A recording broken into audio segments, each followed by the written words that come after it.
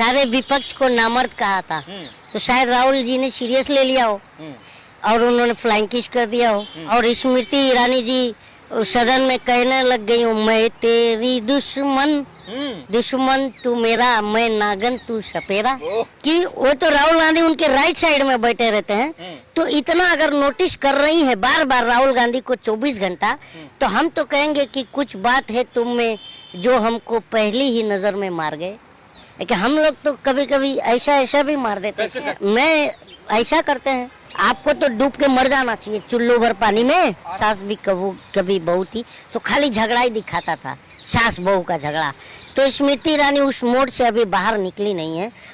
50 दिन दीजिए, 50 दिन में आपके सपनों का भारत नहीं मिला तो देश जिस चौराहे पर मुझे बुलाएगा मैं सजा भुगतने तैयार हूँ।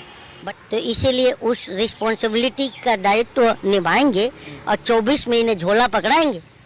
लाल किले से झूठ का जनरेटर 15 तारीख को स्टार्ट होने वाला है। तो हम सजा देने के लिए तैयार हैं जनता। आप चौराहे पर आने के लिए तैयार होइए, चाय लेके आएंगे हमें पिलाने के लिए।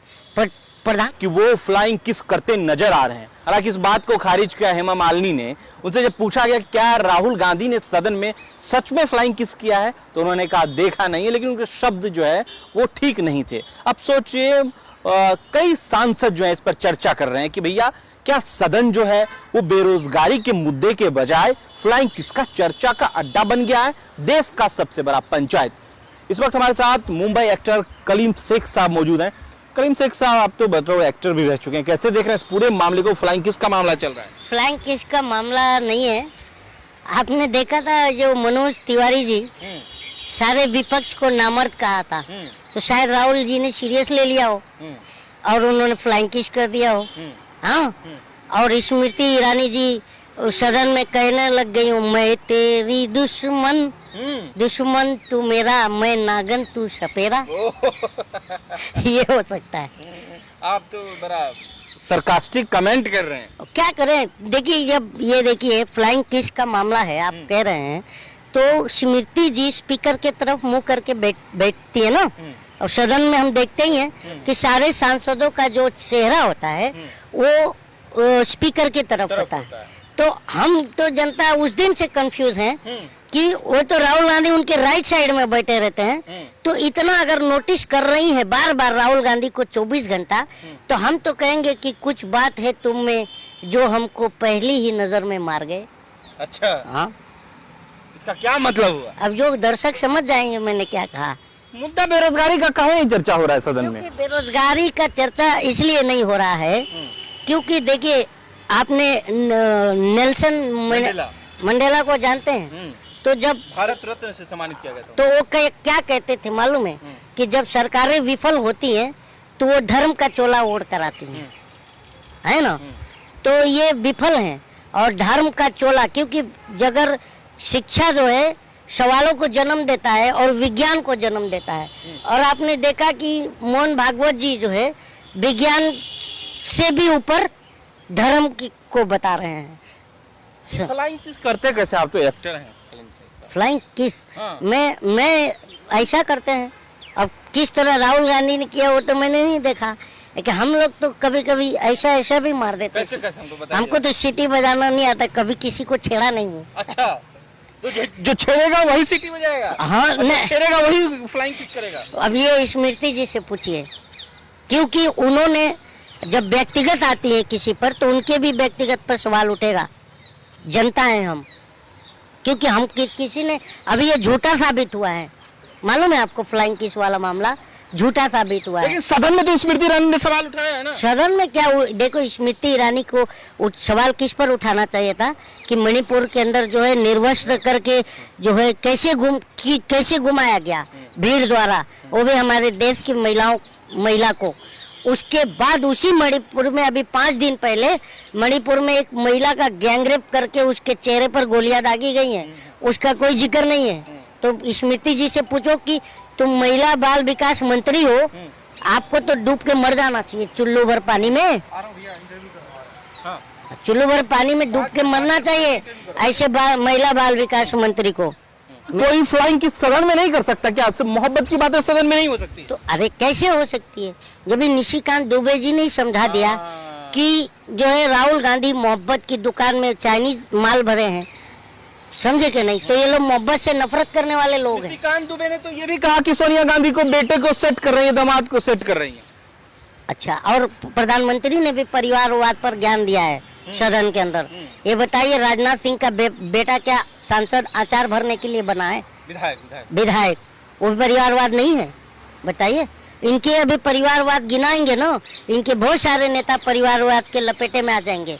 तो हमको ये समझ में आता है कि प्रधानमंत्री जो है देश के परिवार के, जो देश की जनता का जो परिवार है उसके विरुद्ध है। क्योंकि देखिए, जब हमने कहीं पढ़ा था कि किसी ने लिखा था कि राजा को कुटुंबकारी होना चाहिए। कुटुंब का मतलब आप समझते हैं? परिवार। तो कुटुंबकारी राजा होगा तभी प्रजा के परिवार के दर्द को समझेगा। मैंने ऐसा पढ़ा था और आज वो दिख रहा है। और बहुत पहले लिखा गया था, अंधेर नगरी चौपट राजा, टके शेर भाजी टके शेर खाजा।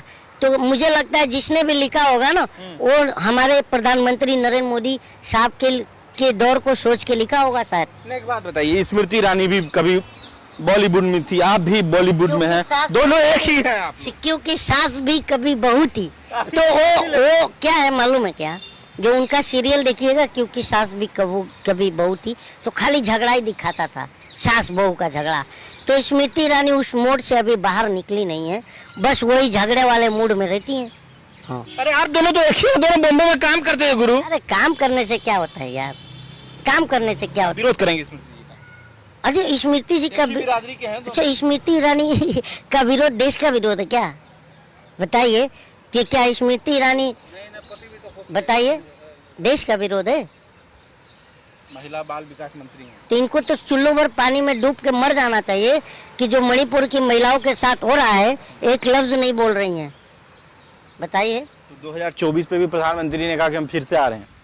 प्रधानमंत्री ने कहा आ रहे, चाय लेके आएंगे हमें पिलाने के लिए, पर प्रधानमंत्री बनने के लिए नहीं आ रहे हैं, क्योंकि ये आएंगे भी नहीं। प्रधानमंत्री ने कहा था, आपको याद होगा तो, गोवा में नोटबंदी के बाद 50 दिन दीजिए, 50 दिन में आपके सपनों का भारत नहीं मिला तो देश जिस चौराहे पर मुझे बुलाएगा मैं सजा भुगतने तैयार हूँ। ठीक है, ये मैंने कहा था क्या? देश जिस चौराहे पर बुलाएगा मैं आ जाऊंगा सजा भुगत। प्रधानमंत्री तो प्रधानमंत्री ने कहा, तो मैं उसी को रिपीट कर रहा हूँ और आप हमें विवादित कर रहे हैं। नहीं कहा है प्रधानमंत्री ने? यूट्यूब पे सुनाऊं आपको भाषण? बताइए, सुनाऊं मैं यूट्यूब पर? मैं अपने मन से कह रहा हूँ सर। प्रधानमंत्री ने सजा बोला था कि मुझे जो सजा देश देगा तो मैं भुगतने को तैयार हूँ। तो हम सजा देने के लिए तैयार हैं जनता। आप चौराहे पर आने के लिए तैयार होइए, हम ये कह रहे हैं। गलत कह रहे हैं क्या? जनता बेरोजगारी से त्रस्त नहीं है, महंगाई से त्रस्त नहीं है, और तो माँ बहनों के कपड़ा खींच करके निर्वस्त्र किया जा रहा है, गैंगरेप करके गोलियां मारी जा रही है। क्या ये मुद्दा नहीं है? तो हम नहीं बुलाएं चौराहे पर प्रधानमंत्री को, क्योंकि प्रधानमंत्री ने कहा था कि चौराहे पर बुलाना, जो बुलाए देश जिस चौराहे पर बुलाएगा मैं वहां आकर सजा भुगतने तैयार हूं। तो बताइए, तो हम अगर ये बात कह दिया कि देश की जनता जो है प्रधानमंत्री को ढूंढ रही है चौराहे पर, तो आप कह रहे हैं कि विवादित बयान है। बताइए यार, विवादित बयान है क्या? संसद के लास्ट सत्र में उन्होंने भाषण को 2 घंटे 13 मिनट की भाषण। बताइए, लाल किला डालमिया को दिया गया, प्राइवेट कर दिया गया, और सरकारी प्रधानमंत्री उसी जो है प्राइवेट लाल किले से झूठ का जनरेटर 15 तारीख को स्टार्ट होने वाला है। बताइए, झूठ का जनरेटर? हाँ, अभी मैं जस्ट अभी गूगल में आप टाइप कीजिए, और क्या है वर्ल्ड या इंडिया का मोस्ट लॉयल पॉलिटिशियन टाइप कीजिए, किसका नाम आ रहा है बताइए। मैं कह रहा हूँ क्या? बताइए, ये मैं कह रहा हूँ, ये तो गूगल में है। लेकिन 2 घंटे के 13 मिनट के भाषण के दौरान जो तमाम लीडर के जो माइक ऑफ कर दिए गए, उसको कैसे देख रहे हैं आप? इसको कैसे देखते हैं कि राहुल गांधी के 37 मिनट के भाषण में 14 मिनट बस दिखाया गया, बाकी जो है स्पीकर की तरफ कैमरा था लोकसभा का। इसको आप कैसे देखते हैं? आप एक पत्रकार हैं, बताइए, जवाब दीजिए। या तो इसको काट दीजिए या तो जवाब दीजिए। नहीं काटेंगे। तो जवाब दीजिए। आप इसको कैसे देखते हैं? ये तो जनता ना तय करेगी सर। ना हम जनता हैं, आप पत्रकार हैं, जनता आप भी तो तय जनता- करे। आप भी तो जनता है, जनता को दिशा देते हो।